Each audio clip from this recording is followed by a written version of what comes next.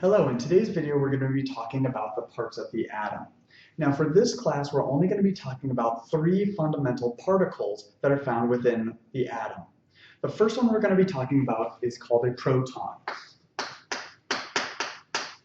A proton's symbol, and how we write protons, because chemists are very lazy when they write, so we don't want to write out the word proton, we write it as a lowercase p with a superscript plus. I'll tell you what that plus means in a minute, but for right now, protons are going to be written as lowercase p superscript plus. Neutrons, this is our second fundamental particle, is going to be written as a lowercase n with a superscript 0. And electrons, that's going to be a lowercase e with a superscript minus. So these are the three fundamental particles that we're going to be talking about for this class. Now we know with our current understanding of the atom that each of these, you can separate the atom and there are all sorts of funny particles that are inside of it. We're going to be dealing with these three particles. We're not going to go any further into the atom than these three. So let's see where each of these live in the atom. Well, we're going to have something called a nucleus. This is the central part of the atom. It's very dense. It means it has a lot of weight to a very small area, very small volume. So what is going to live inside of the nucleus? Well, the protons and neutrons are inside the nucleus. Yes. The electron is outside the nucleus. So we can draw a simple picture. We can draw circles. Some of them are going to represent protons, some of them are going to represent neutrons. We'll say a P here, a P here, and 0, and 0. So there are certain protons, there's a certain number of protons, there's a certain number of neutrons. I'm going to draw a circle around these, and we're going to call that grouping the nucleus. Now we know that the protons and neutrons are inside the nucleus. The electron is outside of the nucleus.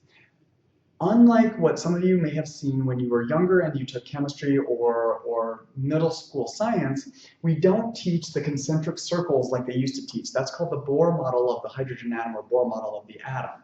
We don't teach that anymore because our understanding of how electrons move is very different now. Instead of having electrons traveling in circles, like a planet around a sun, they actually are spread out everywhere throughout the atom. So instead of drawing a circle, I'm going to actually shade in the entire atom. So here,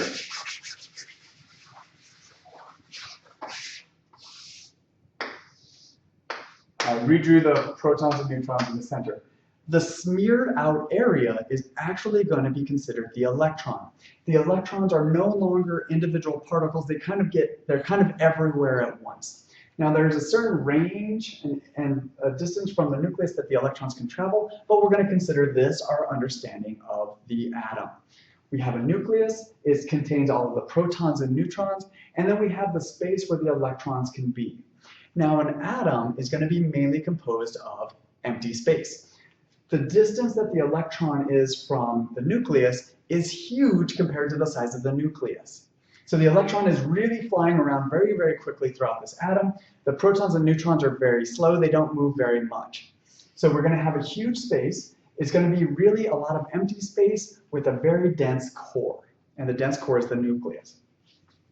Why in the world did I write a plus for the protons, a 0 for the neutrons, and a minus for the electrons? So we know that the protons and neutrons live inside the nucleus.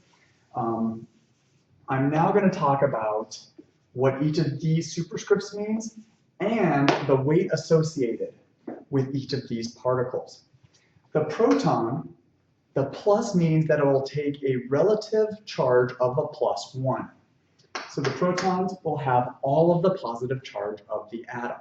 The neutrons, having a 0 up here, indicate that it has no charge.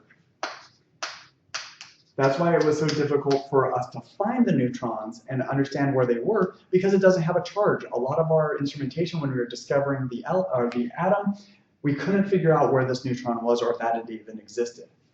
The electrons with this minus, you can probably indicate, it indicates we have a -1 charge. Great. So we know the charge of an atom, the total charge of an atom, is going to come from the electrons and the protons. Number of protons times +1 will give you the total positive charge of the atom. Number of electrons times -1 will give you total negative charge of the atom. Neutrons do not play a part when we're dealing with charge. Let's talk about weight.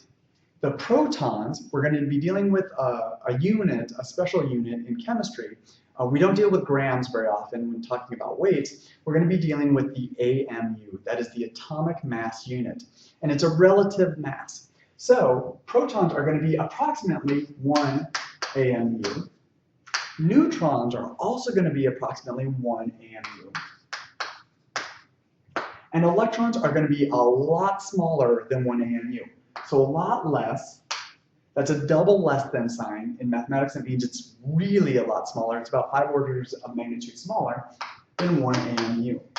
So we know that the total weight of an atom, almost all of the weight, comes from the protons and neutrons.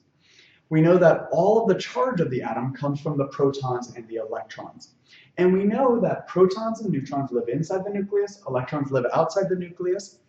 There's a whole lot of empty space in this atom, and electrons move a lot faster than the nucleus itself does.